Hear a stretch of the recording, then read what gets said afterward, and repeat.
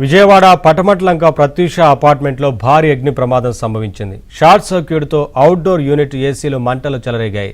పక్కనే ఉన్న గ్యాస్ సిలిండర్కు మంటలు అంటుకున్నాయి. సిలిండర్ పేలిపోవడంతో బాల్కనీ గోడ ధ్వంసమైంది. మట్టిపెళ్లలు ఎగిరి పక్క అపార్ట్మెంట్లోని శ్రీనివాసరావు అనే వ్యక్తికి తగలడంతో అక్కడికక్కడే చనిపోయాడు.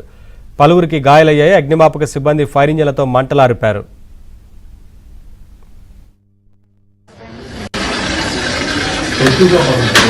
ప్రత్యూష అపార్ట్మెంట్ అది.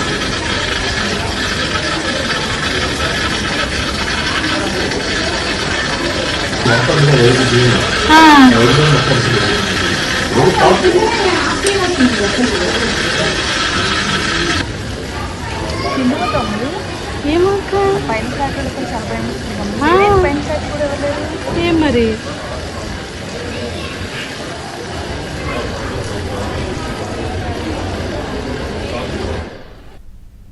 విజయవాడ పటమట్లంక ప్రత్యూష అపార్ట్మెంట్లో భారీ అగ్ని ప్రమాదం సంభవించింది. షార్ట్ సర్క్యూట్తో అవుట్డోర్ యూనిట్ ఏసీలో మంటలు చెలరేగాయి. పక్కనే ఉన్న గ్యాస్ సిలిండర్కు మంటలు అంటుకున్నాయి. సిలిండర్ పేలిపోవడంతో బాల్కనీ గోడ ధ్వంసమైంది. మట్టిపెళ్లలు ఎగిరి పక్క అపార్ట్మెంట్లోని శ్రీనివాసరావు అనే వ్యక్తికి తగలడంతో అక్కడికక్కడే చనిపోయారు. పలువురికి గాయాలయ్యాయి. అగ్నిమాపక సిబ్బంది ఫైర్ ఇంజన్లతో మంటలార్పారు.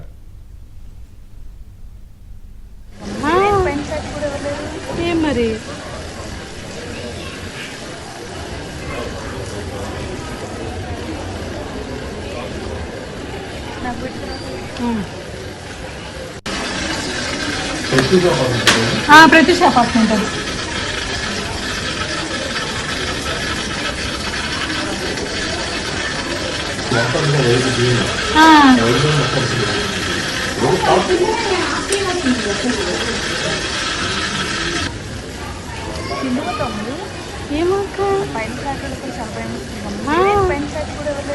ఏం మరి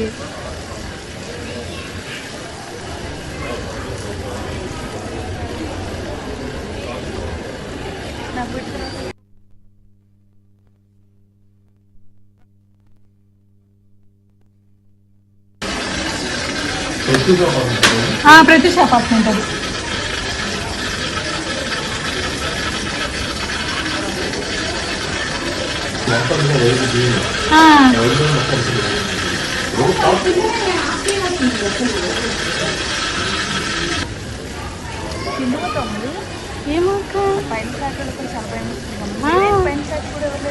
ఏం మరి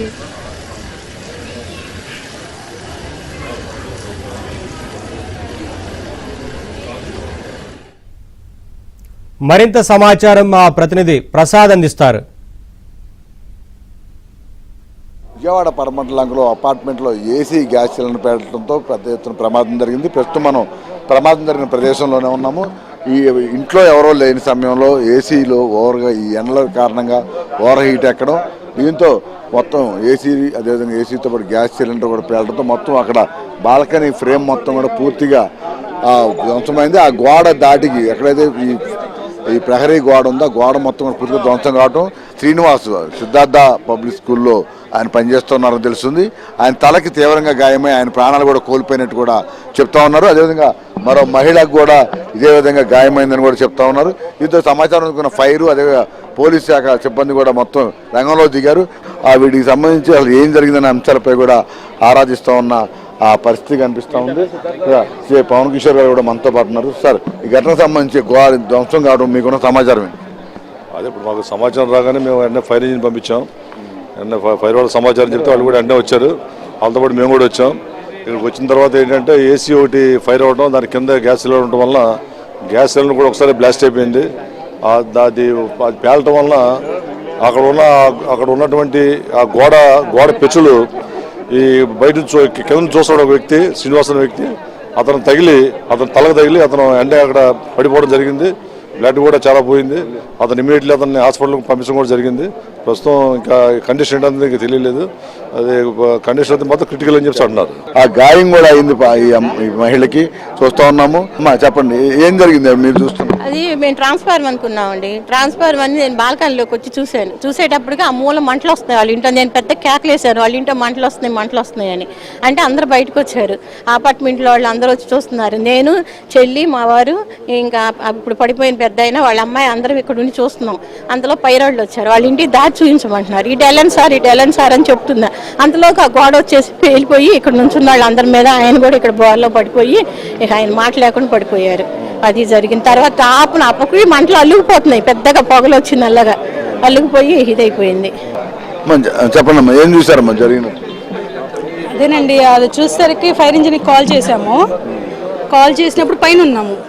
ఫైర్ ఇంజిన్ ఒకసారికి ఎక్కడి నుంచి రావాలంటే ఇంకా అప్పుడు నేను గబో కిందకు వచ్చాను అనమాట. కిందకు వచ్చేసరికి వాళ్ళకి ఇలా చూపిస్తున్నాను, రూట్ చూపిస్తున్నా. అందరం ఇక్కడే నుంచున్నాం. శ్రీనివాస్ గారు కూడా అక్కడ నుంచున్నారు, మేము వెనకాల నుంచి ఒక్కసారిగా వచ్చి పేలిపోయేసరికి మేమేం పరిగెత్తాం అనమాట. ఆయన పరిగెత్తలేక రాయి ఆయనకు వచ్చి గట్టి తగిలింది, ఆయన పడిపోయారు. ఆయన మేము పరిగెత్తాం. ఈ రోజు అక్కడ పడమట్లంకలో వాకింగ్ ట్రాక్ లో హనుమాన్ జయంతి కార్యక్రమం జరిగింది. వీళ్ళంతా అక్కడ భోంచేసి ఇక్కడికి వచ్చారు. ఇక గబుక్కుని పరిగెత్తుకొచ్చి ఇట్లా శ్రీనివాస్ గారిని, గొట్టిపాటి శ్రీనివాస్ గారికి ఇలా తగిలిని తీసుకెళ్లారని చెప్పారు. అక్కడ మరి ఆ సత్యానందం గారు లేరు ఇంట్లో, ఆయనేమో మరి అమెరికా వెళ్ళారన్నారు. వాళ్ళు ఏసీ అంటుకుని ఆ ఏసీ నుంచి గ్యాస్ బండ అంటుకుని గ్యాస్ బండ కూడా బర్న్ అయిపోయి వచ్చి అక్కడ ఉన్నటువంటి పోర్టుకు గోడను పగలగొడితే ఇక్కడ ఉన్నటువంటి వాళ్ళు దాదాపు ఒక 20 అడుగుల దూరంలో ఉన్నటువంటి వాళ్ళకి ఆ గోడ వచ్చి కొట్టడంతో శ్రీనివాస్ గారు పడిపోయారు. మరి ఆయన పరిస్థితి ఏంటో తెలియట్లేదు ఇప్పుడు కూడా.